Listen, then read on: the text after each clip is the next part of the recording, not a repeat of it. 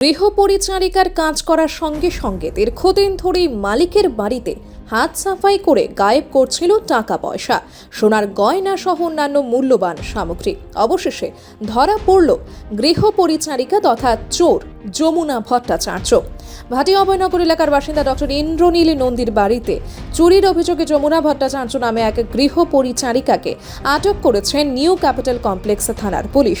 ঘটনার বিবরণে জানা যায়, কাজের সূত্রে বেশিরভাগ সময় বাইরে থাকেন ইন্দ্রনীল বাবু। বাড়িতে রয়েছেন বয়স্ক মা এবং দিদা, ফলে তাদের দেখাশোনা করার জন্য গত বছরের সেপ্টেম্বর মাসে যমুনা ভট্টাচার্য নামে এক মহিলাকে নিযুক্ত করা হয়। অনেকদিন ধরেই বাড়ি থেকে টুকিটাকি জিনিস এবং টাকা হারিয়ে যাচ্ছে বলে অনুমান করেন তারা।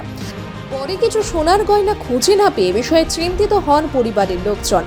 যেহেতু বাড়িতে যমুনা ছাড়া বাইরের অন্য কেউ বিশেষ আশা চাওয়া করে না, তাই তাকে ঘিরে সন্দেহের দানা বাঁধে ইন্দ্রনীল বাবুর মনে। বিষয়টি হাতে নাতে ধরার জন্য একটি ফোন ক্যামেরা চালু করে ঘরে লুকিয়ে রাখেন ইন্দ্রনীল। সেখানেই যমুনাকে চুপির সারে টাকা সরাতে দেখা যায় এবং ইন্দ্রনীলের মাও হাতে নাতে ধরে ফেলেন গোটা বিষয়টি। অভিযুক্ত যমুনা ভট্টাচার্যের বিরুদ্ধে নিউ ক্যাপিটাল কমপ্লেক্স থানায় অভিযোগ দায়ের করা হয়েছে।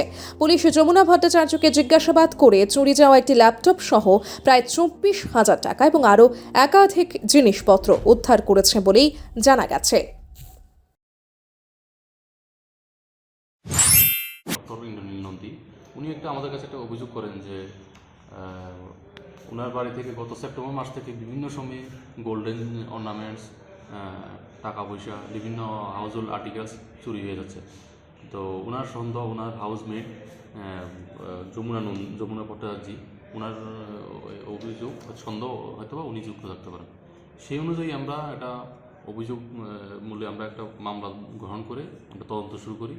তদন্ত করতে গিয়ে আমরা ওই জিজ্ঞাসাবাদ করার পরই ওই যে হাউসমেট যমুনা ভট্টাচার্য ওনাকে আমরা ওনার বাড়িতে সার্চ করার পরে আমরা উনি স্বীকারোক্তি করেন। স্বীকারোক্তি দেওয়ার পরে ওনার কাছ থেকে একটা গোল্ড চেন, যেটা চুরি হয়ে গেছিলো, একটা গোল্ড চেন, ইয়াররিং 2 পেয়ার, একটা MSI ল্যাপটপ, ক্যাশ রুপিস 24,665 টাকা এবং অন্যান্য অনেক হাউস হোল্ড আর্টিকেলস আমরা যেগুলি চুরি হয়ে গেছিলো ওগুলি রিকভারি করেছি এবং এই যমুনা ভট্টাচার্যকে আমরা গ্রেপ্তার করে নিয়ে এসেছি।